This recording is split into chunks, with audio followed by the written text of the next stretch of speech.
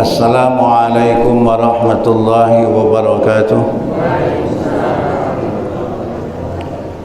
Bismillahirrahmanirrahim.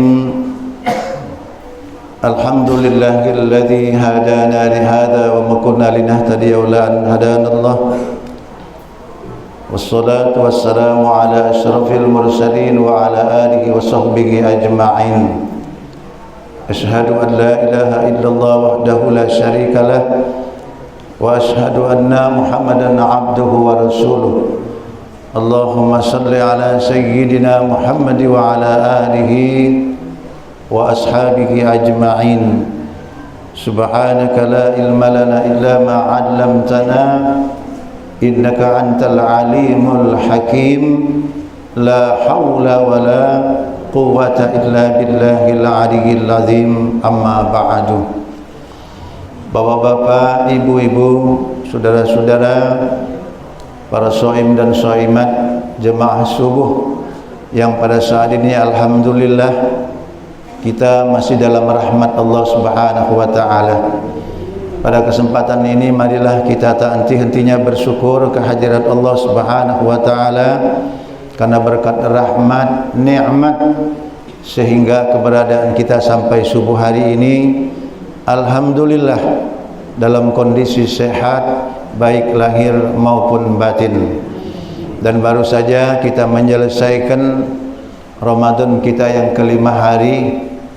Mudah-mudahan kita masih dapat melanjutkan hari yang berikutnya.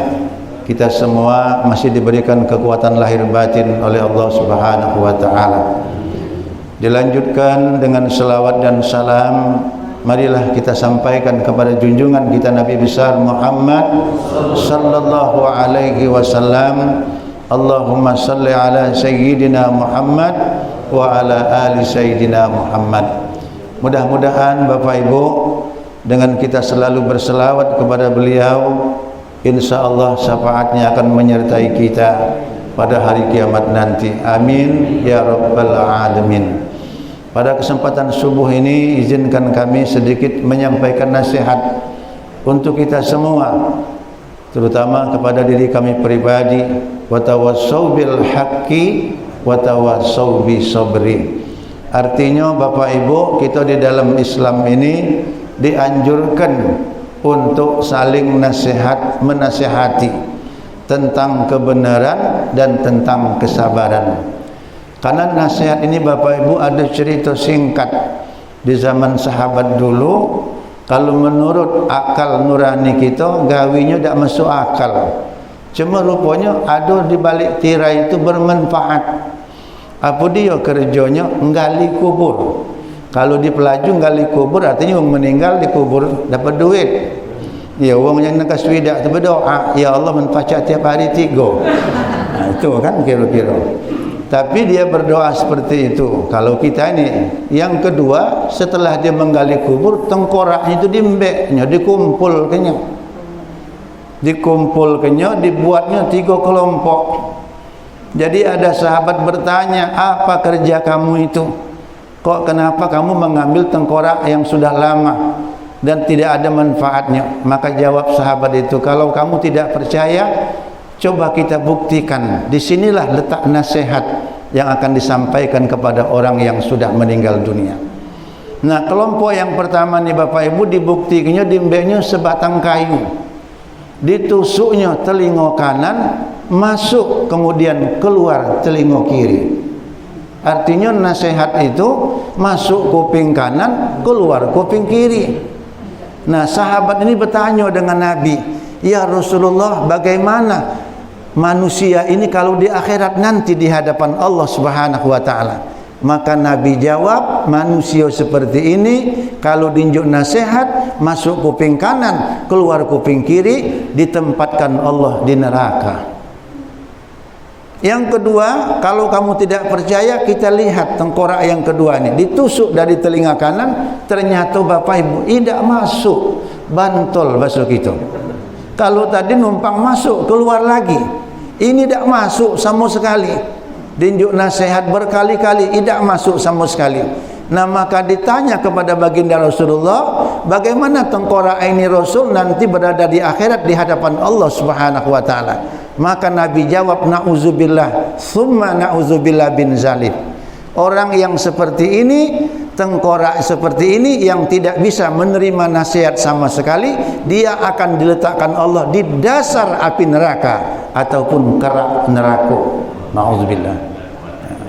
Ya. Nah, yang ketiga, dia buktikan, dia ambil sebatang kayu, ditusuk telinga kanan, masuk Bapak Ibu, ternyata telinga kiri ngunci. Nah, manusia yang seperti inilah setiap diberi nasihat, walaupun hanya 1-2 kita boleh ceramah dari kultum, dari kuliah subuh dan sebagainya, ini bermanfaat. Maka ditanya kepada baginda Rasulullah, bagaimana Rasulullah, ruh tengkorak manusia ini kalau diunjuk nasihat masuk kuping kanan, ngunci kuping kiri di hadapan Allah di akhirat nanti. Maka Nabi menjawab, alhamdulillah, kata Rasulullah, tengkorak seperti ini akan diletakkan Allah di Jannatun Na'im. Artinya Bapak Ibu, kalau kita perhatikan, ya itulah salah satu cerita dan riwayat yang untuk kita yang masih hidup ini. Mudah-mudahan Pak Bu kita nomor 3. Amin ya rabbal alamin. Nah, insya-Allah nasihat ini mudah-mudahan bermanfaat untuk kita. Jadi tak perlu banyak, kita tadi setiap malam dapat 2 baik, itu sudah menambah pengetahuan. Maka kita bersyukur kehadiran Allah Subhanahu wa taala di bulan suci ini Bapak Ibu. Doa kita di belakangan dikabulkan Allah sampai kita di 1442 Hijriah. Coba pun kita noleh ke belakang Bapak Ibu, mungkin jemaah kita, sahabat kita, karib kita, yang jauh yang dekat, yang sama-sama kita beribadah di musola ini, ternyata mereka sudah berpulang ke rahmatullah. Tapi kita yakin Pak Bu, mudah-mudahan dia diterima Allah dengan penerimaan yang sebaik-baiknya, husnul khotimah. Yang kedua Bapak Ibu, di bulan suci Ramadan ini kita beruntung juga di hadapan Allah Subhanahu wa taala. Kenapa demikian? Mungkin yang jemaah kita sama-sama ya beribadah, tapi kondisinya tidak memungkinkan. Mungkin dia kurang sehat dan lain sebagainya.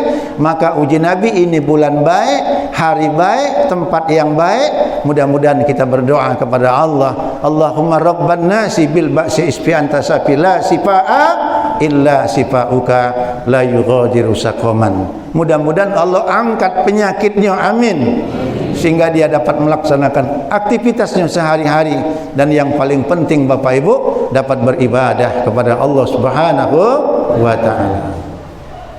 Yang ketiga Bapak Ibu, di hari yang ke-6 ini kita melaksanakan ibadah Ramadan ini, kita beruntung di hadapan Allah. Kenapa demikian? Karena ya mungkin ada keluarga kita, tetangga kita, saudara kita yang memang belum tergerak hatinya untuk beribadah. Muazzin ni Bapak Ibu 5 kali dia ni azan sehari semalam.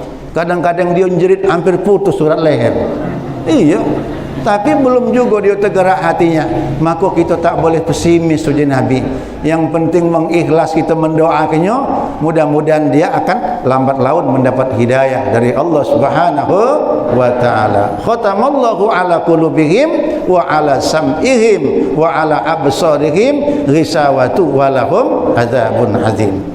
Kalau dia sudah punya penyakit seperti ini Bapak Ibu, Allah itu sudah memberikan salah satu apa?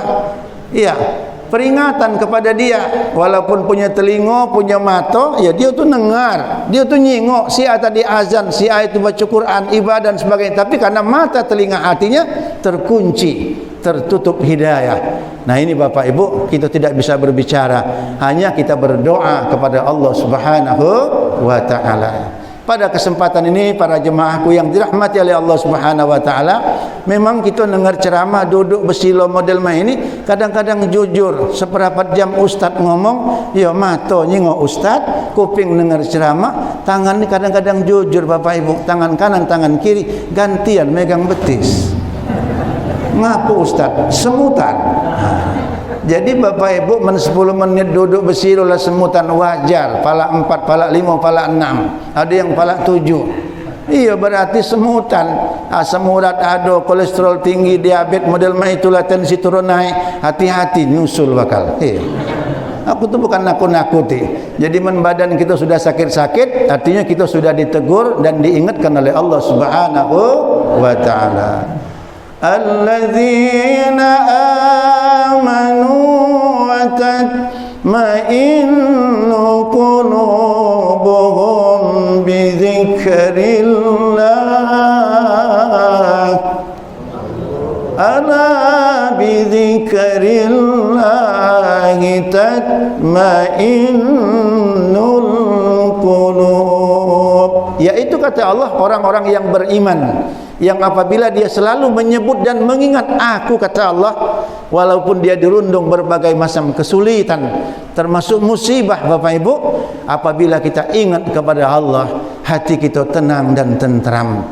Kita ni Pak Bu tak terasa 1 tahun diuji oleh Allah dengan COVID-19 ataupun wabah corona. Ngapa Bapak Ibu sedikit Allah ngirim tentaranya yang tak pacak dijingok dengan mata dengan kepala kita, tapi dunia ni gempar, bukan Palembang pelaju, bukan, tapi dunia semuanya geger. Artinya apa? Manusia sudah banyak lupa kepada Allah. Manusia sudah banyak menghalalkan segala macam cara. Manusia mengagungkan dirinya bahwa dia hebat, dia berkuasa, bahkan ada negara yang super power. Allah benci. Dikit sujung kuku tidak dikirim Allah. Bingung kita Bapak Ibu. Nah, tapi kita tidak boleh putus asa, karena inilah pelajaran yang paling terbaik untuk kita supaya kita kembali ke jalan Allah Subhanahu wa taala. Atiullah wa atiur rasul wa ulil amri minkum. Cara mengantisipasinya, pertama, bersihkanlah hati kita. Tak ada lain Bapak Ibu, kita harus banyak-banyak ingat kepada Allah Subhanahu wa taala. Apalagi di bulan suci Ramadan ini, pahalanya tidak sama dengan 11 bulan yang lain. Kalau 11 bulan yang lain Bapak Ibu kita beribadah, diganti Allah 10 kali kebajikan. Tapi kalau di bulan Ramadan, 1 kali 10 kali 100 kali 700. Subhanallah. Jadi wajar-wajar baik kalau manusia di bulan suci ini berbondong-bondong, berlomba-lomba fastabiqul khairat untuk mencapai ridha Allah. Memang itulah yang kita kejar. Maka kata Nabi, man qama ramadhana imanan wa ihtisaban ghufira lahu ma taqaddama min zambi. Kalau kamu benar-benar beriman kepada Allah, maka yang namanya beriman, percaya kepada Allah, hidupkan, kata Nabi, malam-malam Ramadan. Mana cara menghidupkannya Bapak Ibu? Bukan dengan kembang api, bukan dengan percon, tapi menghidupkannya qiyamul lail. Kita melaksanakan sholat tarawih, melaksanakan witir, mengerjakan tahajud, membaca Al-Quran, zikrullah, mengharapkan keridhaan Allah Subhanahu wa ta'ala. Ini Bapak Ibu cara kita menghidupkannya, selain kita di siang hari melaksanakan ibadah puasa. Jadi yang pertama, menyikapi ujian Allah yang sudah setahun lebih ini, pertama, bersihkanlah hati kita, banyak-banyak kita taubatan nasuha. Karena taubatan nasuha ini maksudnya Bapak Ibu tobat yang sebenar-benarnya, nyesal tidak terulang kembali. Karena itu juga ada riwayatnya. Seorang sahabat lahir di zaman Nabi, dinjuk nama oleh wong tuanya Ahmad Nasuha. Waktu dia bayi, anak-anak, remaja, basuh kita bujang, kemudian dia belum sempat dewasa meninggal. Tapi di masa bujang dia itu ada wanita yang cantik, kalau basuh kita dusun bunga desa. Jadi Nasuha itu simpati, demen bahasa Palembang. Rupanya Bapak Ibu bukan si Nasuha bayi yang simpati, termasuk bujang-bujang yang lain. Akhirnya Bapak Ibu, kalau seandainya bunga desa ini dipanjangkan Allah usianya, bisa akan terjadi pertikaian, bisa terjadi pembunuhan, akan berebut wanita satu. Tapi rupanya Allah adil, pendeklah umur si bunga desa tadi, meninggal. Samucak kita inilah dilayat 4, mandikan, kafani, solatkan dan kuburkan. Ternyata si Nasuha juga melayat, ikut menyolatkan jenazah sampai mengantar tempat peristirahatannya. Di areal pekuburan sudah dibaca ke talqin, baca ke doa, nak dibaca ke talqin jadi, baca ke doa jadi, ada masalah, ya. Kemudian seluruh manusia sudah pulang ke rumah masing-masing. Ternyata Bapak Ibu dalam riwayat itu Nasuha belum balik. Karena apa? Dia masih menyimpan sifat demen, sifat simpati yang tidak sampai. Ternyata Bapak Ibu dia toleh ke kiri ke kanan, tidak ada satu manusia pun. Dia gali kubur tadi. Setelah dia gali, dipersetubuhinya wanita yang sudah menjadi mayit, nauzubillah.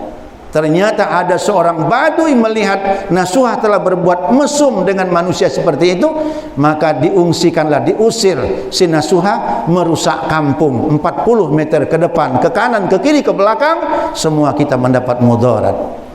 Jadi diusirlah Bapak Ibu. Singkat cerita, waktu Ahmad Nasuhah meninggal, satu manusia pun tak ada yang melayatnya. Kenapa? Karena menurut kronologis si Nasuhah ini pernah berbuat zina dengan wanita yang sudah meninggal dunia. Jadi ada sahabat nanya dengan Nabi, "Ya Rasulullah, itu Ahmad Nasuhah meninggal dunia, si kok manusia dah ada yang melayatnya? Nurut cerita dia ini pernah berbuat zina dengan manusia yang sudah meninggal dunia." Akhirnya Nabi senyum saja. Udah ada apa-apa ya Rasulullah, tetap dilayat, dimandikan, dikafani, disolatkan dan dikuburkan. Waktu nguburkannya Bapak Ibu, Nabi sempat juga memikul keranda si Nasuhah. Keranda bahasa kita pelaju Palembang, ringgu-ringgu. Iya, itu rumah masa depan itu, ya. Tempat kita guling situ, panjang 2 meter, lebar 80 cm, tak perlu berat, ya. Jadi man kita punya tanah sekapling banyak igol itu, iya. Iya, tanah kita yang sebenarnya. Nah, para jemaahku yang dirahmati oleh Allah Subhanahu wa taala, di tengah perjalanan Rasulullah itu pernah dia hampir terjatuh ke kiri ke kanan. Yang kedua sempat terpekik sesaat. Sudah ditanam kemudian didoa ke, uji Nabi, "Wahai sahabatku, jangan dulu pulang kamu. Tanya yang terjadi pada diri saya. Benar Rasulullah, kenapa di tengah jalan tadi Nabi hampir terjatuh ke kiri ke kanan? Yang kedua, kenapa Nabi sempat terpekik sesaat? Ada apa ya Rasulullah sebenarnya?" Maka Nabi menjawab, "Dengarlah baik-baik sahabatku. Tadi saya hampir terjatuh ke kiri ke kanan. Begitu banyak malaikat-malaikat Allah berebut akan memikul si Ahmad Nasuhah. Yang kedua, kenapa saya tempat terpekik sesaat? 40 bidadari sudah menantikan Ahmad Nasuhah." Kenapa para jemaah? Rupanya Nasuhah ini kita tak tahu Bapak Ibu. Di keheningan malam dia taubatan Nasuhah. Dia minta ampun kepada Allah dengan segala kealfaan, kehilapan, dosa yang besar, yang kecil, sampai dia setiap malam dia meneteskan air mata. Maka Bapak Ibu kita tidak tahu. Jadi jangan nih ngomong ke Syiah, tidak pernah solat, tidak pernah ibadah, tapi rupanya di keheningan malam, "Wa minal laili fatahajjat nafilatan lak asa ayyab'asaka rabbuka maqaman mahmuda." Bangun kita pada pertengahan malam sebelum kita sahur, kerja kedua rakaat ibadah tahajud, berdoalah kita di situ. Mudah-mudahan Allah angkat Bapak Ibu derajat kita, ilmu kita disempurnakannya, rezeki kita cukup kenyo, rumah tangga kita diselamatkan Allah sampai anak keturunan kita, pangkat dan jabatan anak Bapak Ibu yang memangku sekarang, mungkin kepala dinas, kepala bagian, kepala badan, sampai kepada presiden, mendio tahajud, jauh daripada fitnah dunia dan akhirat. Andai kata Bapak Ibu meninggal subuh ini tergolong husnul khotimah. Ini Bapak Ibu, oleh karena itu kita melihat seseorang itu tidak bisa kita membacanya. Yang terpenting mari kita pertama hati Allah, bersihkan hati kita, banyak-banyak kita meminta ampun kepada Allah Subhanahu wa taala. Yang kedua Bapak Ibu, menyikapi, artinya setahun ini kita diuji oleh Allah Subhanahu wa taala, ati Allah wa atiur Rasul, taat juga kita dengan Nabi. Mak mano caranya melaksanakan sunnah Nabi kita gawi ke. Kalau kita sahur cara sunnah Nabi lambat ke, paling tidak 3:30, jam 4. Ini sahur 1:30. Ya, menurut siapa itu? Itu namanya ikuti sunnah. Sebab kalau 1:30 jam 6 subuh ni kaki lapar gitu, lesu badan, lemas, letol. Jadi tidak mengikuti sunnah Nabi. Yang berikutnya, di saat berbuka dengar sedekah, segerakan kata Nabi, jangan ditunda-tunda. Walaupun kita tadi mau solat, pecah kelar dulu, ambek kurma dengan banyu hangat, berdoa, baru kita solat. Itu namanya kita menyegerakan berbuka puasa. Cuma diperhatikan, ini aduh kadang-kadang sudah lemes lesu nian, dengar beduk, puji kita beduk, rupanya cucung mukul dinding, batal puasanya. walaupun tinggal semenit lagi. Nah, jadi kita segerakan sunnah Nabi. Nah, yang ketiga Bapak Ibu menyikapi kita dinju Allah ujian yang setahun lebih ini ialah wa ulil amri. Patuh kita dengan pemerintah, patuh kita dengan pemimpin, kita pakai bawa sejadah dan sebagainya. Yakin Bapak Ibu, yang penting kita tidak boleh suuzon. Semua ini kalau tiga macam ini kita taati, mudah-mudahan kita dalam rahmat dan perlindungan Allah Subhanahu wa taala. Bapak dan Ibu, para jemaahku yang dirahmati oleh Allah Subhanahu wa taala, maka marilah kita di bulan suci Ramadan ini, selain kita tadi menghidupkan malam-malam Ramadan, siangnya kita melaksanakan ibadah puasa. Kemudian Bapak Ibu, ya di bulan Ramadan ini dianjurkan kita untuk memperbanyak doa.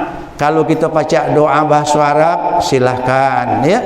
Kalau tak baca bahasa Arab, bahasa kita Palembang inilah. Ya Allah, ya Tuhanku, ampunilah dosa-dosaku dan dosa kedua ibu bapakku. Kasih sayangi mereka ya Allah sebagaimana mereka telah mengasihi sayangi aku pada waktu kecil. Lapangkan kuburnya ya Allah, jadikan kuburnya taman-taman surga dan hindarkan dia dari azab api neraka. Unjuk kami yang masih di dunia ini hidup ya Allah, kesehatan lahir dan batin, dan berikan kepada aku kedudukan ya Allah, karena kedudukan ini buat anak-anakku nanti supaya mereka menjadi pemimpin yang beriman dan bertakwa kepada Allah Subhanahu wa taala. Tutup Bapak Ibu dengan sapu jagat. Kalau Bapak Ibu berdoa model ini, Ustaz yakin 2 baris kamu berdoa, ngucur banyak mata kamu mengharap ya Allah ya Rabb, tapi kamu berdoa pakai bahasa Arab 20 menit tidak nyampak-nyampak banyak matanya. Ngapa Ustaz tak tahu apa dia artinya? Nah, bukan tidak boleh, bagus doa tu, tapi alangkah baiknya kita tambah dengan bahasa kita. Ini Bapak Ibu terasa kita nyaman berdoa ni, karena doa tu di Nabi, ad-doa muhul ibadah. Doa ni senjata kita ibadah diterima oleh Allah Subhanahu wa taala. Ibu-ibu juga sekali-sekali waktu berbuka jemaah kebenar dengan suaminya, pokoknya agak cerewet dikit tak apa-apa dengan laki. Payo ya kuat kedikit berdoa tu. Aku tu nak dengar apa dia yang kita minta. Jadi pacak ngamin gini. Ini tak bisa-bisa tak kedengaran. Dia amin ke bini, dak tahu laki tadi minta bini lagi. Tabul doa. Aku tu bukan main-main, itu kadang-kadang terjadi. Dan yang terakhir Bapak Ibu, ya kita menyikapi di bulan suci Ramadan ini, perbanyaklah sholawat sifat yang kita baca tadi. Allahumma salli ala Sayyidina Muhammadin tibil qulubi wa dawaiha wa afiyatil abdani wa shifaiha wa nuril absari wa diyaiha wa ala alihi wa sahbihi wa sallim. InsyaAllah Pak Bu, tenang hati kita, tentram. Dan yang terakhir, kita boleh rezeki di bulan Ramadan ini, infakkanlah, sedekahkanlah terutama kepada fakir miskin yang ada di sekitar kita. Mudah-mudahan Bapak Ibu dengan nasihat kuliah subuh pada pagi hari ini singkat, ada manfaatnya untuk kita semua. Mudah-mudahan apa yang Ustaz sampaikan ini ya sebagai muhasabah diri kita masing-masing untuk mengoreksi sampai sejauh mana ibadah yang belum kita tingkatkan, sunnah Nabi yang belum kita kerjakan, berangsur-angsur. Mudah-mudahan pertemuan dan perpisahan kita sementara ini dalam rahmat dan perlindungan Allah Subhanahu wa taala. Semoga di bulan suci Ramadan ini Bapak Ibu, Allah angkat wabah corona tersebut. Amin ya rabbal alamin. Ala haziniyah wa ila hadratin nabiyil mustafa Muhammadir Rasulullah sallallahu alaihi wasallam wa kulli niyatin salihah. Al-Fatihah. A'udzu billahi minasy syaithanir rajim. Bismillahirrahmanirrahim. Alhamdulillahi rabbil alamin arrahmanir rahim maliki yaumiddin. Iyyaka na'budu wa iyyaka nasta'in. Ihdinas siratal mustaqim. Siratal ladzina an'amta 'alaihim ghairil maghdubi 'alaihim waladdallin. Amin. أعوذ بالله من الشيطان الرجيم بسم الله الرحمن الرحيم الحمد لله رب العالمين والصلاة والسلام على أشرف المرسلين وعلى آله وصحبه أجمعين اللهم صل وسلم على سيدنا محمد طب القلوب ودوائها وآفية الأبدان وشفائها ونور الأبصار وديائها وعلى آله وصحبه wasallim. Ya Allah, ya Rabb, pada saat yang sangat berbahagia ini, di bulan suci, di bulan yang baik, kami pada saat ini ya Allah berada dalam kondisi sehat baik lahir maupun batin. Kiranya ya Allah ya Rabb, Engkau sampaikan salawat dan salam kami kepada Nabi besar Muhammad sallallahu alaihi wasallam, segenap keluarga, sahabat dan pengikut-pengikut beliau sampai akhir zaman. Sehubungan ya Allah pada hari ini tanpa terasa melaksanakan ibadah Ramadan pada hari yang ke-6. Oleh karena itu ya Allah ya Rabb, berikan kepada kami kekuatan lahir dan batin sehingga kami dapat menyelesaikannya dengan sebaik-baiknya berkat rahmat dan ridha Allah Subhanahu wa taala.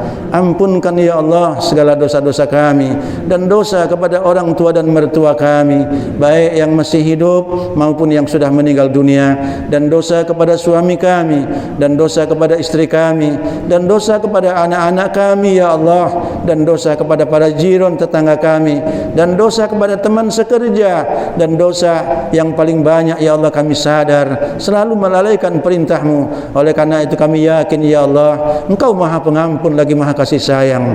Ya Allah ya Rabb, jadikanlah kami yang hadir pada subuh hari ini menjadi hamba-Mu yang selalu bersyukur atas segala nikmat yang Kau berikan kepada kami, dan sampai detik ini kami tak mampu untuk menghitungnya ya Allah. Maka dengan nikmat sebagai sarana untuk beribadah kepada Allah Subhanahu wa taala, dan berikan kedudukan ya Allah kepada kami, karena kedudukan ini buat anak-anak kami nanti ya Allah. Semoga mereka nantinya akan menjadi pemimpin yang beriman dan bertakwa kepada Allah Subhanahu wa taala. Tanpa terasa ya Allah 1 tahun lebih kami ikhlas menerima ujian ini, karena kami hanya berdoa kepadamu ya Allah. Allahumma rabban nasi bil ba'si isfi anta safila sifaa illa sifauka la yughadiru saqaman. Angkatlah ya Allah wabah corona ini, karena kami hanya berdoa, kami tak ada daya upaya kecuali dengan izin dan ridha-Mu ya Allah. Maka jadikan pertemuan kami pada subuh hari ini pertemuan yang selalu mendatangkan rahmat, dan perpisahan kami sementara akan kembali tempat kami masing-masing, akan melaksanakan aktivitas kami. Maka dengan perpisahan Kau tanamkan di hati kami semua ya Allah, penuh dengan hubungan silaturahim, kekeluargaan serta lindungan daripada Allah Subhanahu wa taala. Begitu banyak permohonan kami ya Allah sebelum kami meninggalkan mushola Darul Falah ini. Terlebih dahulu ya Allah, Engkau perkenankan doa dan pinta kami. Kama jama'ta ya Allah wa sifatika ya dzal jalali wal ikram. Allahumma ja'al jama'ana hadza jama'a marhuma wa taqarraqna min ba'dihi taqarraqan ma'suma. Barikillahumma lana fi syahri Ramadan. Rabbana atina fid dunya hasanah wa fil akhirati hasanah wa qina adzabannar. Sallallahu ala sayyidina Muhammadin nabiyil ummi wa ala alihi wa sahbihi wasallam. Walhamdulillahi rabbil alamin. Wassalamu alaikum warahmatullahi wabarakatuh.